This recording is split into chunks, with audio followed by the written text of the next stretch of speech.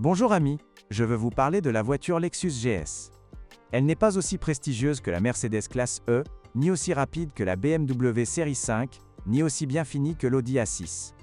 Qu'est-ce qui distingue la Lexus GS de ses concurrentes allemandes? Tout d'abord, sa fiabilité et son excellente isolation des passagers face aux facteurs externes. Y a-t-il des risques de panne? Qu'est-ce qui a changé?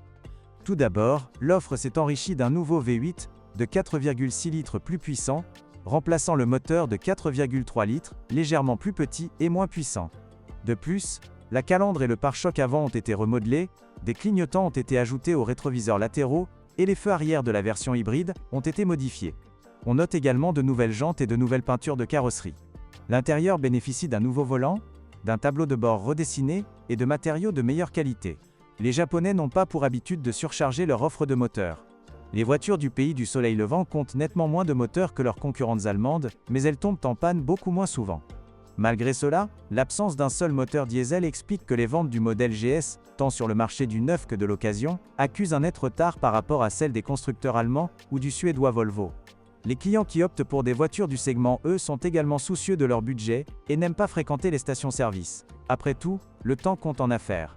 La version hybride constitue une alternative au moteur diesel. Malheureusement, la consommation de carburant des moteurs diesel est limitée. En conduite dynamique en ville, elle dépassera facilement les 14 L 100 km. Bien que le système hybride de la Lexus GS 450h ne soit pas particulièrement sujet aux pannes, des problèmes surviennent au niveau de l'électronique qui le gère. Il convient également de rappeler qu'avec le temps, les batteries perdent leur capacité à stocker l'énergie. Par conséquent, le moteur essence les recharge plus souvent, ce qui augmente la consommation de carburant. Outre l'hybride, la gamme de moteurs comprend également des versions essence traditionnelles, qui ne posent pas de problème de fonctionnement majeur. Les modèles équipés du moteur 3 litres de base, dès le début de la production, font exception à cette règle, car ils présentent des cas de consommation d'huile moteur excessive. Le système de transmission de la Lexus GS3 est conçu pour une véritable limousine de milieu et haut de gamme. La transmission est assurée par les roues arrière, ou en option par les 4 roues, tandis que le moteur est logé longitudinalement à l'avant. La suspension avant et arrière est assurée par des systèmes multibras indépendants. De plus, la dureté de l'amortissement est réglable. 3 transmissions sont disponibles. Une automatique classique à 6 ou 8 rapports, et une transmission à variation continue CVT. La sécurité? Comme il sied à une voiture de cette catégorie, elle est d'un très haut niveau. La Lexus GS a obtenu la note maximale de 5 étoiles au crash test Euro NCAP. Lexus GS3 d'occasion, défaut courant. Le point faible de la Lexus GS3 est la suspension. À 150 000 km, ce ne sont pas seulement les éléments en métal et caoutchouc qui devront être remplacés, mais aussi les amortisseurs. Avant d'acheter un modèle spécifique, il est conseillé de vérifier l'état de tous les composants de la suspension. Les éléments d'origine sont coûteux, et leur durée de vie est limitée. Les disques et plaquettes de frein d'origine ne sont pas très résistants. Dans ce cas, il est préférable d'acheter des pièces de rechange de bonne qualité. Le modèle GS présentait un problème de direction. Le constructeur a donc lancé une campagne d'entretien. Vérifiez si le modèle que vous avez choisi y a participé. Les utilisateurs se plaignent d'un tableau de bord bruyant, ou quelque chose vibre constamment. Lorsque la température extérieure descend à environ -10°C, les plastiques de l'habitacle se mettent à craquer désagréablement. Dans une voiture aussi prestigieuse, de tels incidents devraient être évités. Les rétroviseurs rabattables électriquement ont aussi leurs caprices. Malheureusement, ils ne fonctionnent pas toujours. Il arrive aussi que les phares s'emballent et s'éteignent d'eux-mêmes pendant la conduite.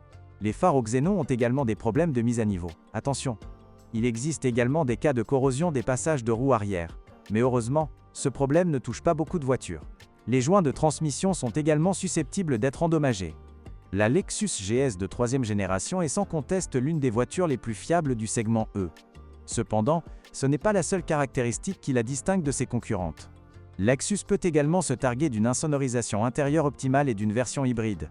Entre 2005 et 2011, ni la Mercedes classe E, ni l'Audi A6, ni la BMW série 5, ni la Volvo S80, ni les Jaguar Type S et XF ne proposaient une telle motorisation.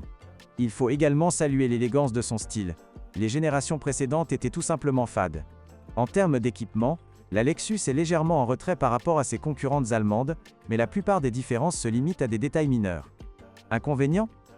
Tout d'abord, l'intérieur est trop étroit pour cette catégorie de voitures, les sièges sont peu confortables avec des coussins trop courts, l'absence de moteur diesel et la qualité moyenne des matériaux intérieurs. Un autre problème pourrait être le prix élevé des pièces détachées. Mais n'oubliez pas qu'aucune voiture de cette catégorie ne sera bon marché à l'entretien. Merci de m'avoir écouté. N'oubliez pas de vous abonner à la chaîne et de noter ma vidéo. Si vous connaissez des problèmes avec cette voiture que je n'ai pas mentionné, n'hésitez pas à les mentionner dans les commentaires. Bonjour les amis. Vous cherchez une voiture d'occasion? Vous devez prêter attention au site web carm.pro. Carm.pro est grand catalogue de voitures, moteurs, boîtes de vitesse. Et le meilleur, c'est que vous pouvez trouver des informations sur les pannes de n'importe quelle pièce. Complètement gratuit. Allez sur le site web carm.pro et découvrez tous les éventuels